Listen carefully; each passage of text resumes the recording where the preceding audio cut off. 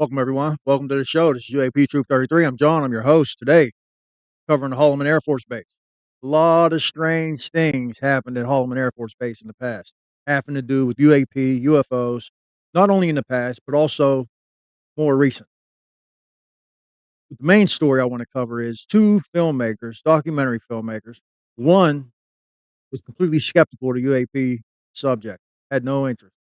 They convinced him to cover this story, promised him unprecedented access to the Pentagon, to officials, and promised him footage of a UAP landing in Holloman, non-human entities getting out and interacting with military officials. But, of course, with stories like this, there's always a twist. So stay tuned to find out what it is.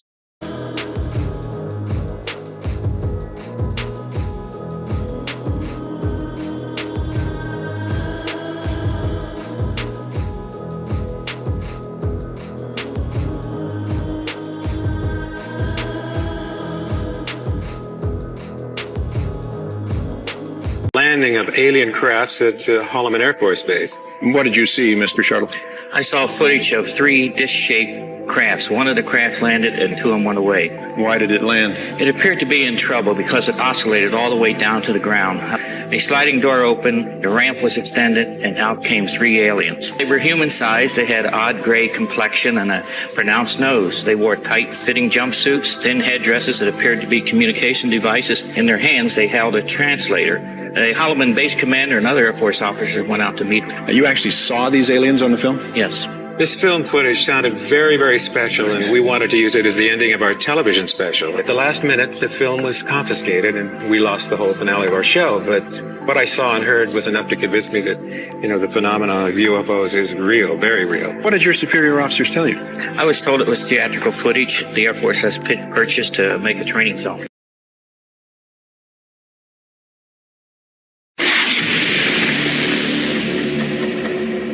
Welcome to What Did You See? The podcast where we explore the unexplained and delve into the mysterious. So, on May 14th, 1971, at Holloman Air Force Base, there was two pilots in a helicopter doing reconnaissance work over the location of Holloman, when they noticed three objects traveling out of the western sky, describing them as three shiny discs. They shot by. These objects separated. Two of the objects moved higher up in altitude, while one of the objects became stationary. The third object then began to descend towards the force base tarmac. And as it did, it kind of fluttered. They described it as kind of like the way like a leaf or a feather would kind of flutter down. They thought the craft was in trouble.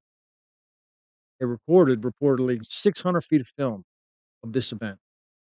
On the base, they recorded radar of this event. Holloman Air Force Base Tower confirmed radar of this event.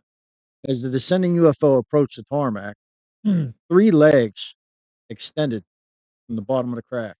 Officers in emergency vehicles scrambled and approached this landing saucer to find out what this thing was. Was this a threat? They didn't know. Or maybe they didn't. Maybe they had prior knowledge of this. We can't really say at this point. When they got there, they were shocked as the door opened. This seamless craft, all of a sudden, this door opens out of the bottom. Three beings exited this craft. They appeared to have Egyptian headdress, large noses. They had strange ears, like maybe like they hung, their earlobes hung down, like they think there might have been some kind of jewelry or something attached. And their eyes were like slits. They were large eyes, but the pupils and the iris were like slits, like a cat. I tell you, if that would have been me, I would have been really unsettled by just the image of these beings, right? Like, imagine what those soldiers was feeling in that moment.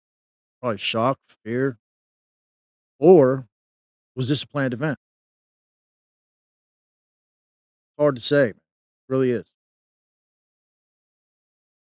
They're reportedly the size of an average human, He had gray, tight jumpsuits in the front with the Egyptian headdress. He was holding a device. They believed that he was using it to translate what they were saying to him. I don't know if it was used to translate what he said back to them or if he communicated with them telepathically. Nobody really knows at this point. There was a documentary made by Robert Emmerich regarding this encounter in July 31st, 1974, called UFOs, It Has Begun, Past, Present, and Future. Were granted unprecedented access, like I said, to the Pentagon, to military officials, to do interviews, to cover this event. Richard Nixon was in office then, and it's believed that he was concerned about the upcoming election.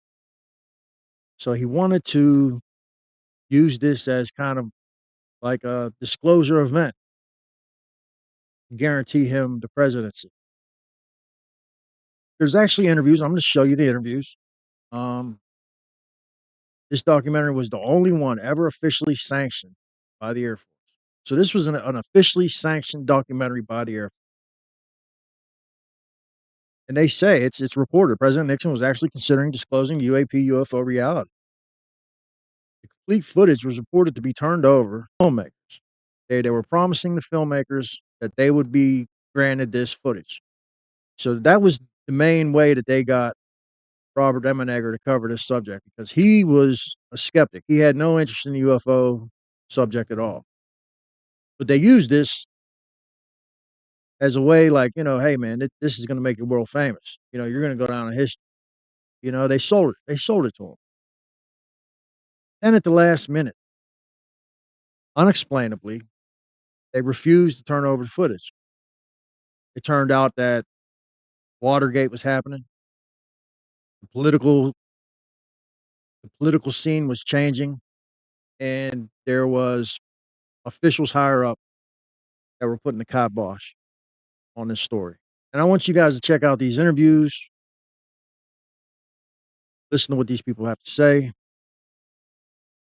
then I'm going to show you a short clip of footage that was released. There's a crazy event, and we're going to tell you about this. Paul Shartle, Alan Sadler, and what was reported to James Fox. Without further ado, let's get into some of this footage. We'll be right back.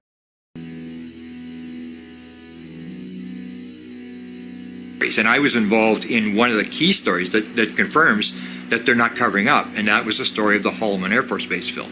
This is one of the stories I put in the book, to say if you believe they're covering up, you've got to explain this. 1969, the U.S. government, Air Force, shuts down Blue Book. And they say, okay, CIA is already out of it. They've already said, we're not interested in UFOs, we don't study UFOs. 1969, the U.S. Air Force shuts it down. And what I say, they're not shutting it down, they're moving it into the black world. They're shutting down the white world to allow them to research in the black world without having to answer for every stupid UFO sighting. And so they shut it down, and at 1969, they're off the books. They say, there's no ET, there's no cover-up, there's no evidence of withholding documents, that sort of stuff, and no national security implications. And that's it. So they shut it down, and in 1973, they go to Bob Emmenegger and Alan Sadler, two producers in Los Angeles, and they ask them to do a UFO documentary. They have 8 documentaries, defense documentaries, and at the end, we want you to do this other one on UFOs. And Bob Emmenegger is a total UFO skeptic, said, what do you mean this is for real? And at that point, the security manager, Paul Shartle, at Norton Air Force Base said, what would you say if I told you that we had landed, that an alien ship landed at Holloman Air Force Base, 6 o'clock in the morning in May of 1971, and we filmed it from 3 different vantage points, 2 on the ground, 1 in a helicopter, and we will allow you to use the film for your documentary. So here you go, and what Bob said is, he's still not interested in UFOs. He watches Comedy Channel, he's not interested in UFOs. He said, these people are all crazy, there's no cover-up. I was able to go wherever I want. He went into the Pentagon without signing in. He was able to go and talk to all the Blue Book heads. He was talking to Art Lundahl, who was the big CIA guy for UFOs stuff. He said there was no cover-up. I could ask whatever I want, and it was true. He could ask wherever he wants. So he puts his documentary, and then what happens at the end of the documentary is they say, we can't use the film. We can't allow, it's Watergate, it's bad timing, we can't allow you to use the film, and they pull the film. At least that's what I thought. Then when the film gets released, it's a documentary called UFOs, Past, Present, and Future, $250,000 from the MacArthur Foundation, and then the MacArthur people say, oh, Mr. MacArthur's having trouble with his friends. He's getting a hard time about doing this UFO thing. We'd like you to pull his name from the credits, but you can keep the money. And so here it works. So they get the money. It's a secret source for the money. It comes in, and then they put the documentary out, and then I find out that there's 8 seconds of the Holloman Air Force Base film in the film. So Bob's my friend. I phone up Bob. There's 8 seconds of film in there. And he goes, well, yeah. And I said, you told me they pulled the film. You told me it was sent back to the Pentagon. And he said, well, it did. And he told me this whole story about the guy going across the country in this small Datsun, taking the film back to the Pentagon. I said, but there's 8 seconds of film in the documentary. And then he said the key words. He said, but it didn't show anything. And I said, oh, no, he said, it's background. And I said, background? What do you mean it's background? And he said, it didn't show anything. And what it is you see the hills of Holloman, and you see this object, this brilliantly lit object at 6 o'clock in the morning coming over the hills, but it's in a distance. So you don't see it close up, and you don't see the alien when the alien gets out. That's the classified part. So they want you to know that Holloman happened, and they allowed them to use the 8 seconds of the film, but the rest of the film, the classified part, was pulled. What do you think? Did it happen? I think it did. I think it did. And there's reported to be audio recordings of the reactions of the military, the people in the tower, people scrambling to the UFO, audio recordings of the event as it was contemporaneously with the events that was happening. You know, this recording was made. And it goes in, I mean, if you look at just the history of UFOs, Air Force bases, there's been a lot of interactions. There's been a lot of sightings. There's been a lot of actually military bases shut down, Air Force bases shut down. Langley Air Force Base just recently had to remove F-22s from the base for fear there was like 17 days where UAPs controlled the skies above Langley. Wright Pat Air Force Base also had to shut down. UAPs were sighted off the coast of New Jersey coming in from the ocean. One official reported 50 UAPs coming in from the ocean. They would hang out for 6, 7, 8 hours. Then they would go back out to the ocean. Nobody knew where they were coming from. Nobody knew where they were going.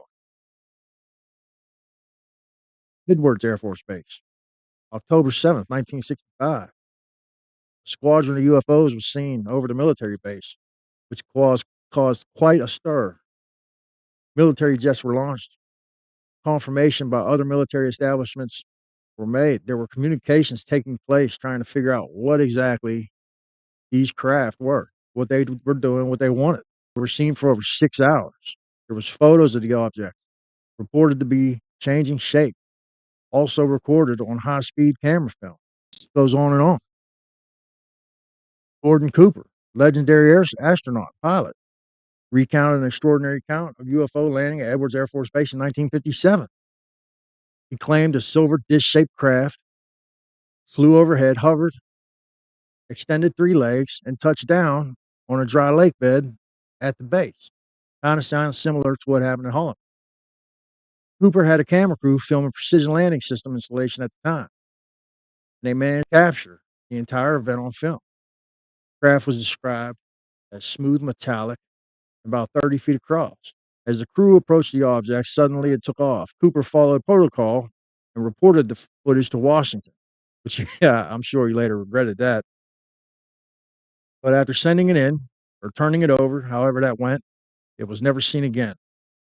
Senator Harry Reid stated, it's there, in his interview with James Fox in The Phenomenon, the documentary The Phenomenon. He said it's there, it's all there. He said, is the public seen? How much of this has the public even seen? Like, of this iceberg, how much evidence has the public seen?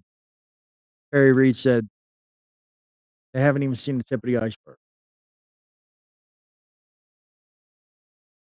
Harry Reid passed.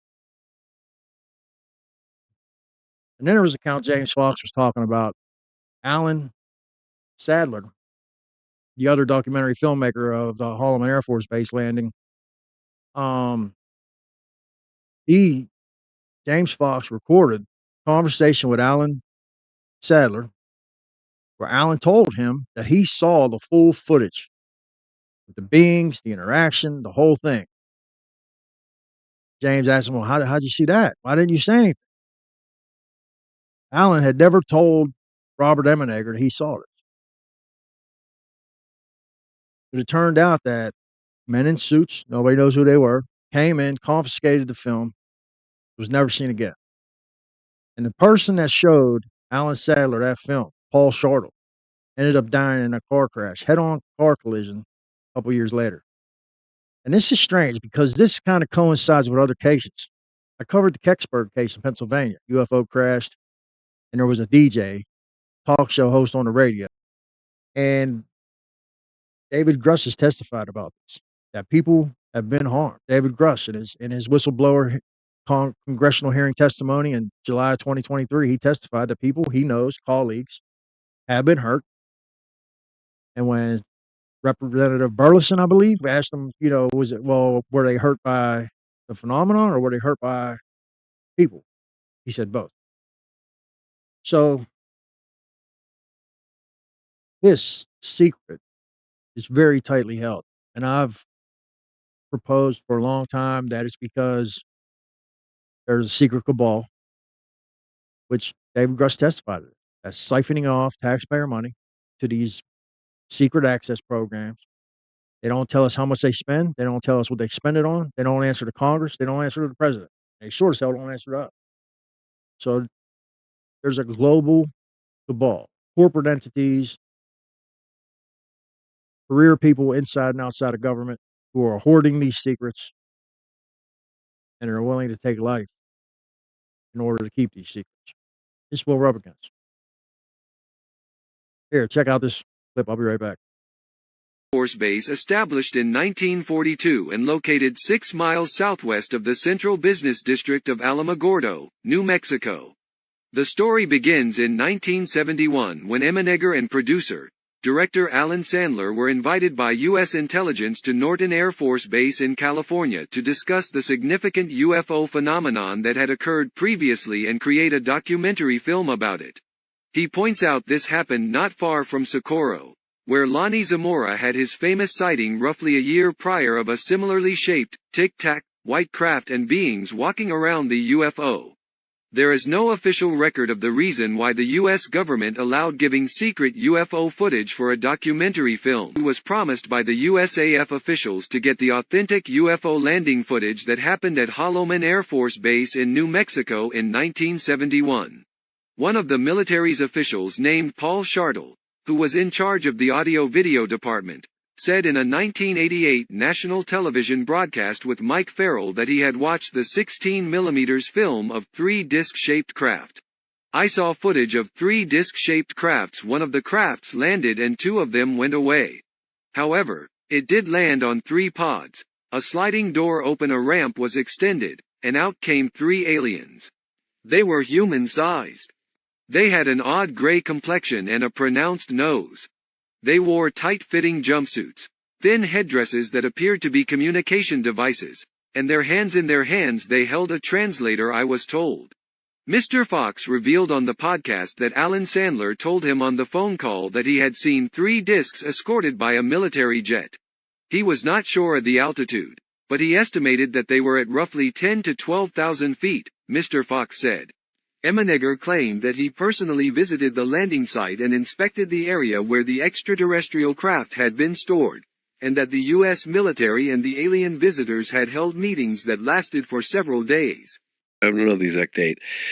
And there was a landing case that I was investigating at Socorro, New Mexico that happened April 24th, 1964. And in the process of investigating, that was one of the cases that caused Dr. Hynek to do a complete 180 on Close Encounters of the Third Kind. And I'll go back a little bit. Jacques Vallée had just met with Dr. Hynek at Wright-Patterson Air Force Base in Dayton, Ohio in 1964. And he was telling Hynek, look, you got to look into these cases that are classified in Project Blue Book files as psychological, because those are reports of witnesses claiming to see beings connected to the craft. And I guess they're just putting them down as psychological because they're just assuming that the witnesses have lost their marbles. Excuse me. And so he was like, you got to look into these cases. And Hynek's like, okay, you know, and he's given some examples in France in the 50s. And like literally like a week later, he gets the phone call about the landing in Socorro, New Mexico that involved a police officer by the name of Lonnie Zamora.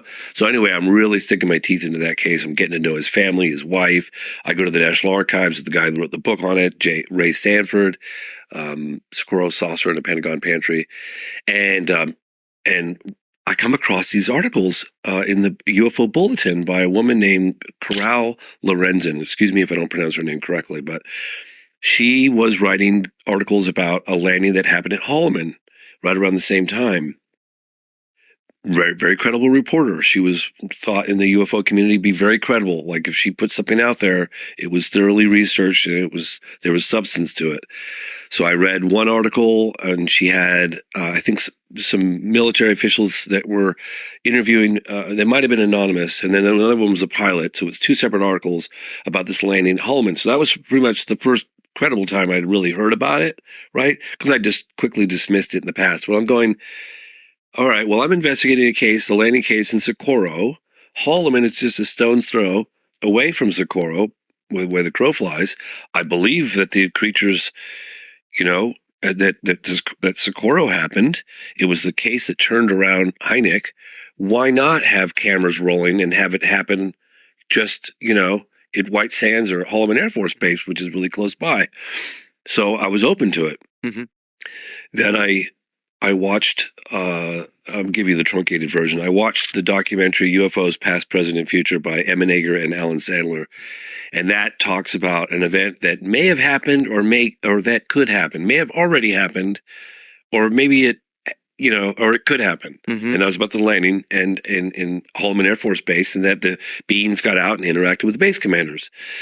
So I was like, this is interesting. They had when you say may have happened or could happen. That's the way they phrased it in the film. Okay, so they're being a little like, you know, truth. Yeah, it was like, you know, this might have happened already. Yeah. Or maybe it will happen. A little plausible deniability. Yeah, you know. Yeah. And everything else was so carefully choreographed in the movie. They had unprecedented cooperation with active and retired military personnel going on to Air Force bases. Like these guys, something was up with that movie during that time, and they had unprecedented access.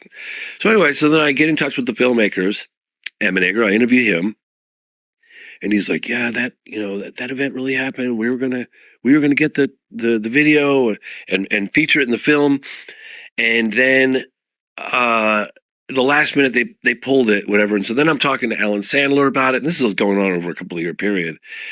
And Alan's like, "Well, I saw the film." "Excuse me? You what?" He goes, "I saw the film." I said, "The one at Vandenberg Air Force Base with the..." "No, the landing at Holloman." I said, "You saw the film." And I was driving my car, and what I do a lot of times is I like to close my eyes and listen to words and have those words recreate the imagery in my brain. Mm-hmm. So it's almost like I'm reliving the experience through them, right? Yeah. So I pull the car over. I said, "Alan, what did you see? I need every detail. Like, what did it look like?" He goes, "It might have been a training video. I don't know, but it was a real flying saucer. And there were 3 flying saucers that came in over the base. It was, I don't know what time of day, but it was daylight. And the film, there was film of 3 discs at a relatively high altitude coming in over the base, and then 2 peel away, and they were escorted by military jets, and then 1 comes down." He said it was like a leaf almost. He thought it was in trouble the way it was flying, but I've heard that description from a lot of people that it kind of floats down like that, right? So that he described it. He said it was kind of floating, and he's like, "Well, it looked like it might have been in trouble." But I'm thinking to myself, I've heard that before, the way it's coming down. So it comes down.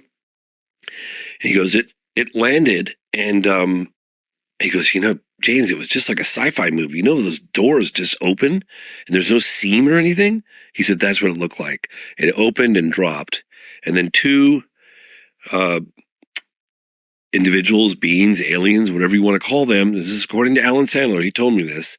They came out and they flanked the stairs on either side, and then the main guy got out. And he had like a Egyptian, he described it as Egyptian. The description in the film is very similar. And a being with big eyes and vertical slits, tall, Egyptian hair or head gear, I don't know. Vertical eyes, vertical slits, big eyes, big nose, mouth almost non-existent, little slit, very small chins, and came out and he said he had a device that he thought was an interpreter, to help communicate, and that they met with military officers, and then they got into a Jeep, and then they went off, and then the film just ended with the disc just sitting there on the base. And Paul Shartle at Norton Air Force Base showed it to him because Paul got a call from a guy named Colonel Coleman. It was a guy I interviewed who was public relations at the Pentagon in the 70s. I interviewed Coleman about it, and his story, his recollection. But anyway, he had called, I guess, the base. Hey, these guys are doing a documentary on UFOs. Cooperate, give them access, whatever. Not realizing that Paul Shartle had just processed some film of this landing at Holloman. So Paul happens to show it to Alan, and Bob wasn't there that day at Norton Air Force Base. And men in suits either later that day or the very next morning showed up, confiscated the footage, and said, "Don't ever talk about it." And do you know who the men in suits work for? No idea. I'm just telling you what he told me. And Paul Shartle, a few years later, was involved with a head-on collision with him and his wife. He was dead. Oh, Jesus. And so he's gone. Paul Shartle did go on a TV show. You can Google it, with Bob Emenegger talking about it. Are you conspiratorial at all about the head-on collision? Or? I mean, it's a bummer. Definitely a bummer. Yeah. But, and then Alan didn't tell Bob Emenegger. And then when Alan told me, I've actually got video footage of it somewhere. I did and Bob's dead now. Bob Emenegger's dead, but I did an extended interview with Bob Emenegger. This craft came in. There were three of them. One of them wobbled down to the ground and landed, and apparently the base was alerted to it and went out to meet it. And this craft door opened, and three normal-looking, no, they weren't normal-looking, but short, 5-foot-high people came out with sort of a blue-gray complexion, and they had some sort of a headgear on, and he's describing this to us. So Alan, I get on the phone. Was I in Florida? Anyway, I got him on the phone and I said, "Bob, did you know that your partner, the guy you did the movie with, saw the landing footage at Holloman Air Force Base?" And he didn't know. And Alan never told. He's like, "Well, you never told." Anyway, I got the two of them talking on the phone about it. But Alan swears up and down that he saw that footage. What did you see on the film? Was it color? Was it black and white? Was it black and white? It was black and white. When I saw you, it was beautiful, black and white print, but it was nothing other than what we said in the book. We see this thing, this round thing, and it wasn't that stable, funny part. And it landed, and a door opened, and guys come out looking like they were outer space guys. I think about if I could I sway a jury at this point? I don't know. But based on the research that I've done on the Holloman landing case, I kind of believe it happened. Yeah. And so that I hear this other story that I'm reporting on in the program now. Yeah, to those skeptics out there, I can't prove that it happened. I certainly can't. But we have a date, we have a location, and we have three other active at the time, on duty military personnel.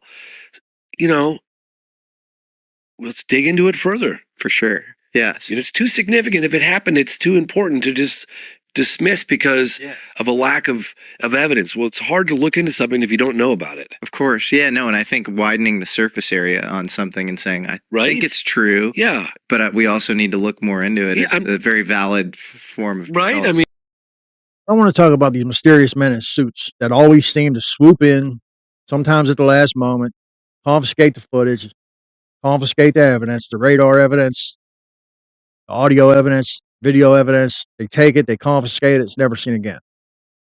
Who are these men in suits? And why do they show up at numerous cases? Numerous cases. In Princeton, the Nimitz incident. What was it, 2003, 2004? The Nimitz, USS Princeton, reported they detected a fleet of UAPs tracking them for weeks, for like 2 weeks. Ended up scrambling some jets.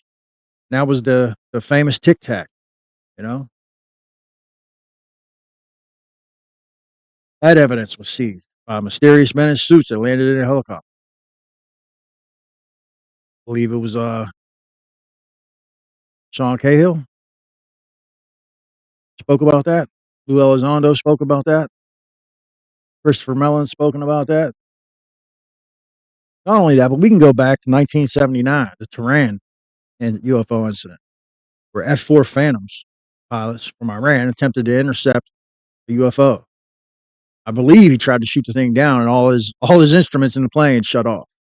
He almost lost his life. And all that. This is back when Iran. This is before the revolution. This is back when Iran was our friend. Before the satellites in the movie Fast Walkers. Mr. Ware was the creator of that. Said that satellites detected that UFO at the same time as this incident happened with F-4 Phantom pilots from Iran. And that was all classified. The details remain classified. Rendlesham Forest incident. U.S. Air Force personnel stationed at RAF Bentwaters witnessed a triangular craft landing in the woods. Radar operators reportedly tracked the object. And some claim video evidence exists, but was confiscated. Now, there's still audio, but those gentlemen that was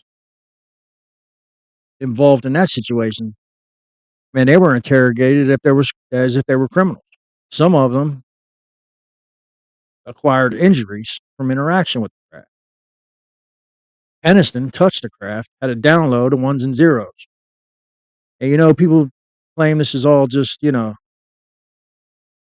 look, whenever military pilots, soldiers report these things, I give them a little bit more credibility, especially if there's radar data. But even with that, even with Bentwaters, that stuff was classified. The details of it was classified. The proof of it was classified. Belgian UFO wave, 89, 1990. Belgian F-16 pilots chased a large, silent, triangular craft detected on radar. The object performed impossible maneuvers before disappearing.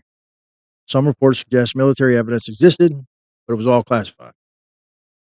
So this is a running theme. You see how this is working? Check this out. Tower at Edwards. We have an object now close to the field. He is right over the field, right over Edwards, moving southward fairly rapidly. And this thing also has, I can make out red and white flashing light. And the captain at Depth 1 has confirmed this. He can also see this. Does it make any sense to you what it could possibly be? No, we're in much as dark light as you are. San Pedro is painting them 3 targets, and they're all 3 around 9,000. San Pedro is picking them up at 9,000. Roger. What about Boron? Boron, we're working with them to see if we can get them on them now. But those 3 little dots out there, I'll say that the 3 definite objects, it is not weather, it's not clutter.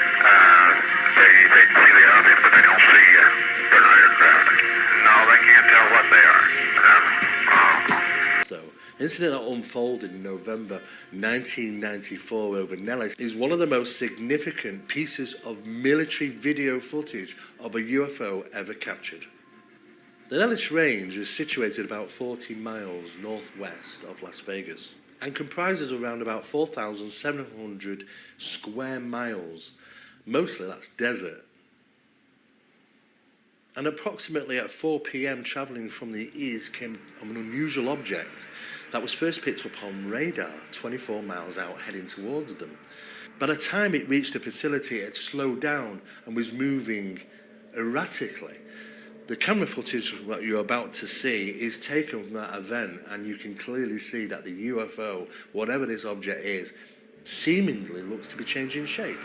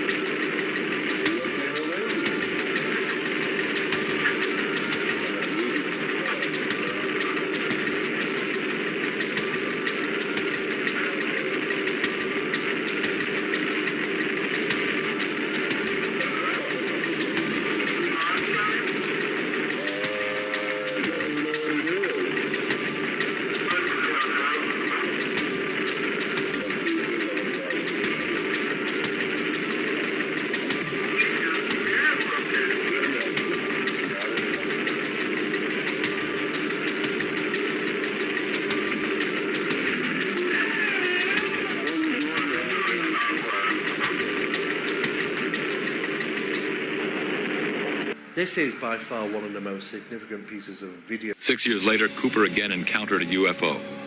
This one definitely was not a weather balloon. While supervising flight testing in Edwards Air Force Base, his military camera crew actually filmed an unidentified saucer-shaped object landing near the site. As they were sitting there filming, a little saucer came from, I say little saucer, it was a saucer, came flying over their heads, put down 3 little landing gear and landed right out on the dry lake bed. And they picked up their cameras and started over toward it, filming as they went. And when they got in fairly close to it, it lifted up, put the gear back in the wheel wells, tipped up, and took off at a great rate of speed. And so they came into my office and told me what had happened, and I sent them over to develop the film. And then had to go through all the proper regulations of reporting this, and we wound up having to send the film forward to Washington in the base jet airplane, and I don't know whether anyone's ever seen it since. Now, the vehicle that you just described, how similar was it to the very first sighting that you had back in 1951? Quite similar. It was basically the same plan-form vehicle. They were double saucer, lenticular. But if you're going to be going in and out of atmospheres like Earth or other places might have, you certainly need a little more aerodynamic type of vehicle. And the saucer has the capability of going through the air at tremendous rates of speed and handling the bow and trailing wave without making shock waves. So it can be very silent while traveling at big rates of speed through the atmosphere. There you have Gordon Cooper. Walked on the moon. He's telling you that this happened. That a UFO landed on a lake bed. They filmed it, turned over the footage, never got it back. Never heard anything back about it. You would think, man, and especially as old as he is in this interview, that somebody would have came to him and would have at least, like, commended him for what he did. At least something. Let him know, hey, this is what it was, but here, sign this NDA. They didn't tell him anything. I mean, it was just disrespectful, Edgar Mitchell. He's done interviews saying he has been privy to information that UAPs are real, that there's non-human beings present on this earth with us. They've been here for a very, very long time. You know what NASA did? They distanced themselves from it. Claimed they never investigated it. They don't know what he's talking about. You know, they respect him, but, you know, they have to, you know, deny his claim. UAP GURB showed documentation where NASA's investigating UAPs, UFOs. I think it's time. I think it's time. I think it's time, man. I think it's gonna happen. I don't know what you guys think, man. Hit me up in the comments. Please like and subscribe. Share it with a friend. Share it with 2 friends. And I'll be back tomorrow. See you then.